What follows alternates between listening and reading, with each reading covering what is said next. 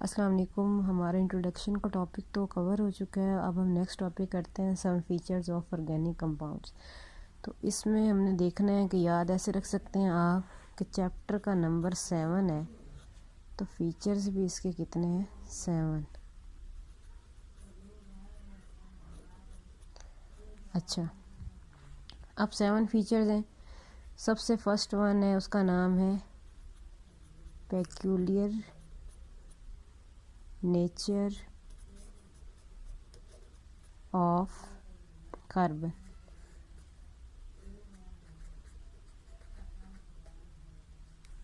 ठीक है, अब ये मतलब होता है कि कोई ख़ास ना इसकी एक नेचर है, कोई ख़ास प्रॉपर्टी है इसकी कार्बन की, वो किस वजह से है।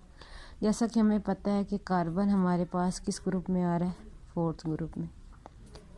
ग्रुप के मुताबिक आपको पता है कि जो ग्रुप नंबर होगा उतने ही वैलेंस शेल में क्या है? इलेक्ट्रॉन्स। अब हमें पता है कि ये 4th है, इसका मतलब है वैलेंस शेल में इलेक्ट्रॉन भी कितने होंगे? 4 इलेक्ट्रॉन होंगे। अब इसकी ख़ास नेचर क्या है उसको हम देखते हैं किस तरह।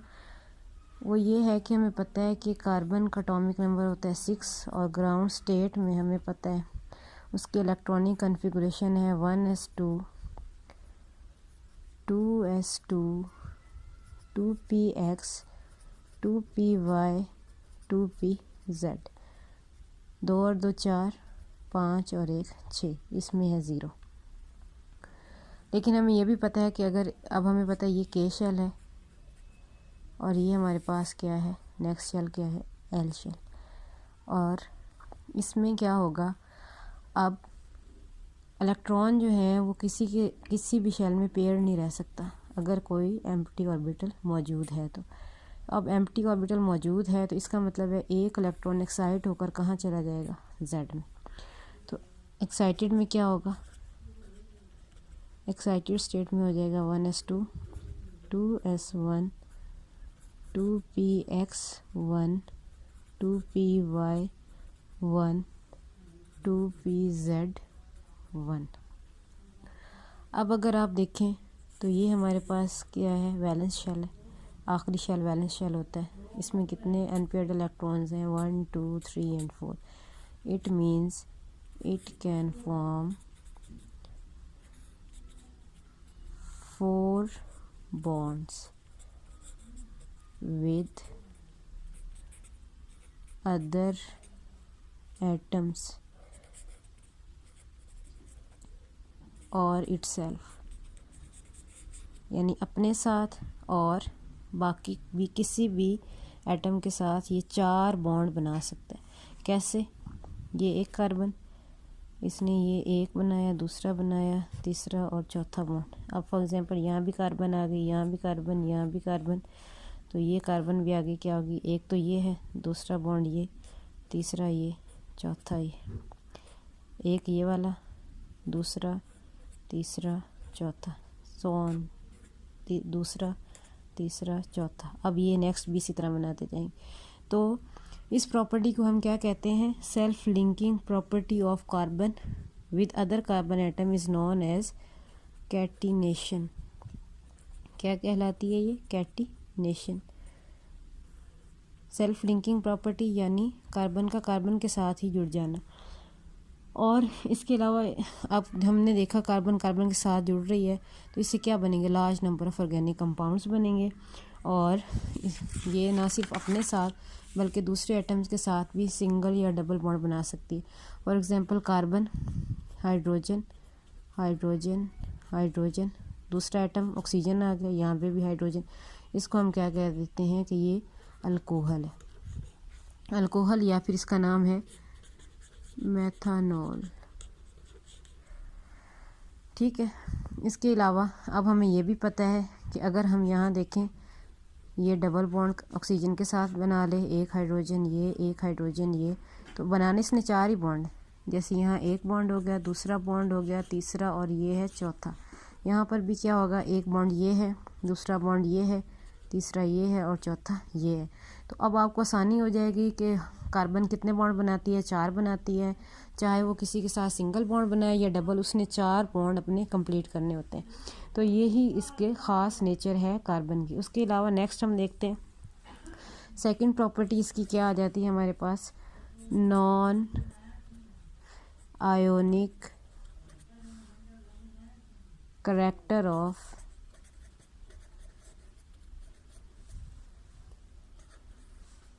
Organic compounds.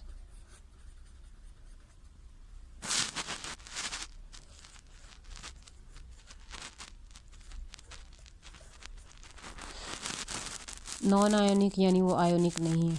आयोनिक के बारे में भी हम थोड़ा सा पढ़ लेते हैं। सबसे पहले कि हमें आयोनिक बॉन्ड के बारे में पता होना चाहिए कि आयोनिक बॉन्ड कैसा होता है। आयोनिक बॉन्ड एक ऐसा बॉन्ड होता है जिसमें ट्रांसफ़र होता है 1 इलेक्ट्रॉन 1 और more electrons from 1 atom to other atom.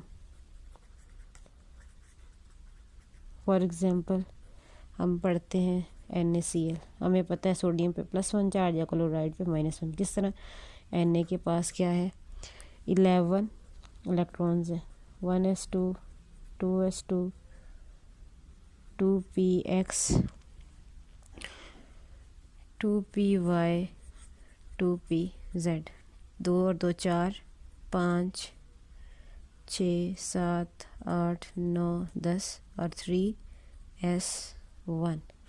तो अब जो ये है, अब हमने ऑक्टेट रूल के बारे में भी पढ़ा हुआ है कि ऑक्टेट रूल क्या है कि आउटर मोस्ट शेल में 8 इलेक्ट्रॉन होने चाहिए। यहाँ पर क्या है 2 4 6 8, और अगर यहाँ पे 8 पूरे करने हैं तो इसे 7 इलेक्ट्रॉन और चाहिए।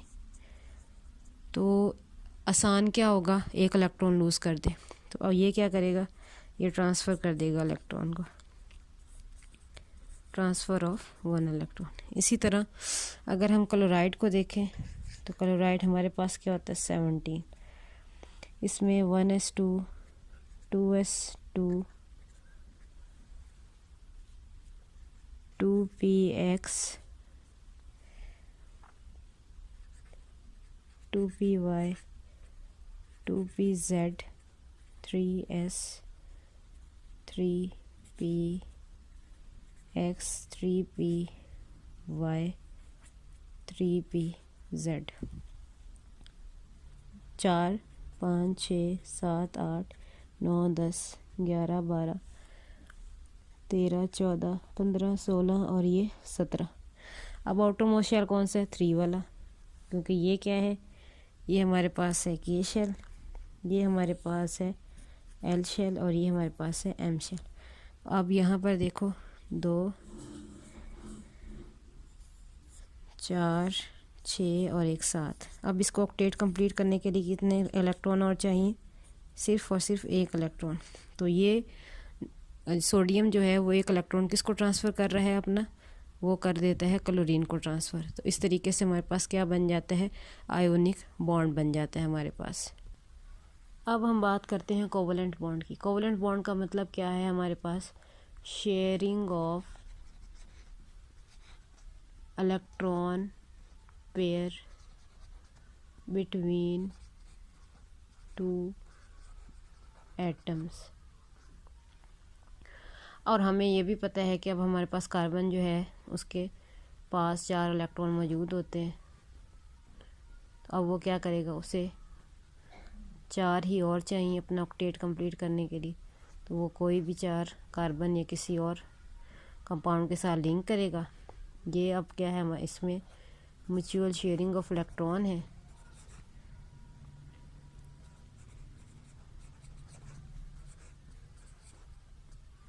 और ये दोनों इलेक्ट्रॉन, अगर हम कार्बन और कार्बन की बात करें, इधर भी कार्बन इधर भी और इधर भी कार्बन, तो ये 2 इलेक्ट्रॉन दरमियान में मौजूद होंगे। ना ये वाला कार्बन इसको खींच सकता है और ना ही ये वाला कार्बन इसको खींच सकता है, ये दोनों दरमियान में ही मौजूद रहेंगे। इसलिए हम इसे कहते हैं म्यूचुअल शेयरिंग ऑफ इलेक्ट्रॉन। तो इसलिए अब इनका आयोनिक करैक्टर तो है नहीं, तो इनका करैक्टर कौन सा है, कोवलेंट करैक्टर है। तो हम इनको कोवलेंट कंपाउंड कहते हैं। और कोवलेंट क्यों कहा जाता है, क्योंकि इसमें क्या मौजूद होती है, कार्बन मौजूद होती है। और इसके अलावा हमें बाकी मैंने आपको सारे एक्सप्लेन कर दिए कि ये 4th ग्रुप से बिलोंग करती है, तो 4 बॉन्ड बनाती है। अब नेक्स्ट हमारे पास थर्ड प्रॉपर्टी है इसकी, सिमिलरिटी इन बिहेवियर, यानी इनके बिहेवियर में क्या है, एक सिमिलरिटी मौजूद है। कार्बन के कंपाउंड हैं, एक ही जैसे रिएक्शन देंगे। जैसे बात करूं मैं, कार्बन और हाइड्रोजन के कंपाउंड सिर्फ मौजूद हैं तो हम उनको क्या कह देते हैं, हाइड्रोकार्बन्स कहते हैं। हाइड्रोकार्बन्स में हम उनको क्या कह देते हैं, अल्केन, अल्कीन और अल्काइन। अल्केन में हमें पता है सारे सिंगल बॉन्ड मौजूद होते हैं, अल्कीन में हमारे पास डबल बॉन्ड मौजूद होता है और अल्काइन में हमारे पास ट्रिपल बॉन्ड मौजूद होता है। तो इस वजह से हम क्या कह देते हैं, इस बिहेवियर की सिमिलरिटी की वजह से हमने इनको होमोलोगस सीरीज़ में इनको रख देते हैं। जैसे ये अल्केन है, सारे अल्केन एक तरह के रिएक्शंस देंगे, एक तरह से प्रिपेयर्ड होंगे, सारी अल्कीन एक तरह के रिएक्शंस देंगे और सारे अल्काइन भी एक तरह के रिएक्शंस देंगे। इसीलिए हम कह देते हैं कि इनकी होमोलोगस सीरीज़ होती है और इस तरह इनकी स्टडी में क्या हो जाती है, आसानी हो जाती है हमें। तो उसके बाद थर्ड के बाद अब हमारे पास फोर्थ प्रॉपर्टी आ जाती है। फोर्थ प्रॉपर्टी है कॉम्प्लेक्सिटी ऑफ ऑर्गेनिक कंपाउंड्स।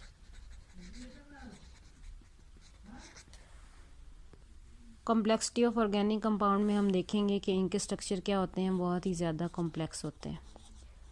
वो मैंने पहले ही आपको एक्सप्लेन किया है कि इसकी वजह से होते हैं, कैटिनेशन की वजह से होते हैं। कैटिनेशन क्या है, इनकी सेल्फ लिंकिंग प्रॉपर्टी होती है विद इट सेल्फ, यानी कार्बन कार्बन के साथ ही जुड़ता जाता है और एक कार्बन 4 कार्बन के साथ जुड़ेगा, अगला भी इसी तरह 4 के साथ, अगला भी। तो ये बहुत ही कॉम्प्लेक्स स्ट्रक्चर बना देंगे। इसमें अगर याद हो तो हमने पढ़ा हुआ है डायमंड, डायमंड में भी यही हो रहा होता है। नेक्स्ट में अगर हम देखें तो स्टार्च की एग्जांपल ली जा सकती है और इसके अलावा प्रोटीन की एग्जांपल ली जा सकती है, इनके भी बड़े स्ट्रक्चर होते हैं। स्टार्च में अगर हम देखें, अगर स्टार्च की बात कर रहे हैं हम, तो हमें पता है उसका जो है फॉर्मूला वो होता है C6H10O5 और साथ में क्या होता है N। ये N सेवरल थाउजेंड पे मुश्तमिल होता है, तो इसका बहुत ही कॉम्प्लेक्स स्ट्रक्चर होगा। इसी तरह प्रोटीन अगर हम देखें तो ये किससे बनती है, अमाइनो एसिड्स से बनती है, जिसमें क्या मौजूद होता है, पेप्टाइड बॉन्ड। अगर हम देखें तो एक अमाइनो एसिड का स्ट्रक्चर क्या होगा, इसके पास एक R ग्रुप होता है, एक NH2 ग्रुप होता है, एक H और एक एसिड का ग्रुप इसके पास मौजूद होता है। अगर दो अमाइनो एसिड को एक साथ रखा जाए तो क्या होगा, यहाँ पर ये R ग्रुप, ये H और यहाँ पर क्या होगा, C डबल बॉन्ड OH। यहाँ से क्या होगा, वाटर का एक मॉलिक्यूल निकल जाएगा और वो क्या बना देगा, NH2CRH C double bond ONH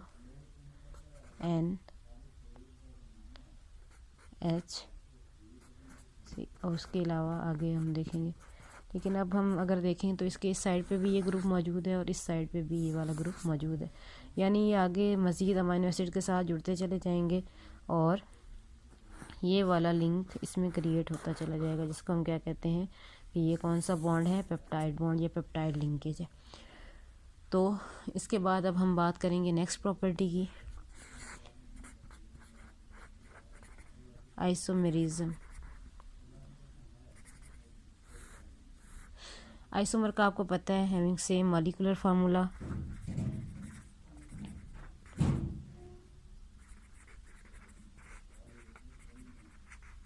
but different structural formula.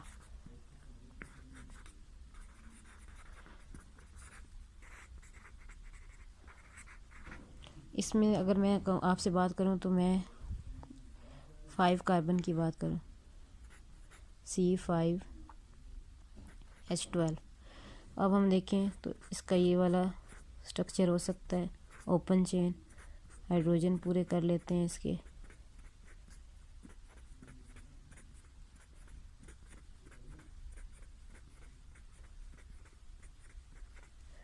3 hydrogen, ये 2, ये 5, 6, 7, 8, 9, 10, 11 और 12। एक ये हो सकता है इसका स्ट्रक्चर पॉसिबल, एक ये हो सकता है, एक यहाँ पे ब्रांच आ जाए, उसमें भी सेम यही होगा। यहाँ सारे हाइड्रोजन मौजूद होंगे क्योंकि इसके 4 बॉन्ड हमें कंप्लीट करने हैं। ये इसका दूसरा स्ट्रक्चर है। अब अगर हम बात करें इसके तीसरे स्ट्रक्चर की, तो वो ये हो सकता है, पहले एक ब्रांच आई थी, अब 2 ब्रांच आ जाए।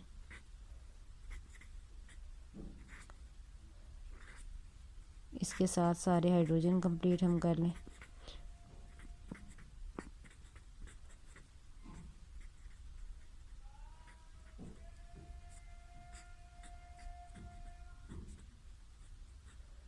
अब हमने देखा कि इसके टोटल 3 आइसोमर्स बन रहे हैं और फार्मूला वही सेम है। तो इस तरीके से इनके पास आइसोमरिज्म की इनकी प्रॉपर्टी भी मौजूद होती है। अब अगर हम नेक्स्ट बात करें तो नेक्स्ट हमारे पास है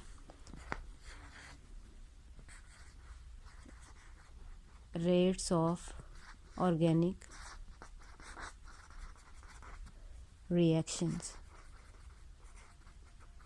रेट इनके आपको ऑलरेडी पता चल जाएगा। अगर आपको ये पता है इसमें कोवलेंट बॉन्ड है तो आपको पता होगा रेट इसका स्लो होगा। क्यों होता है ऐसा?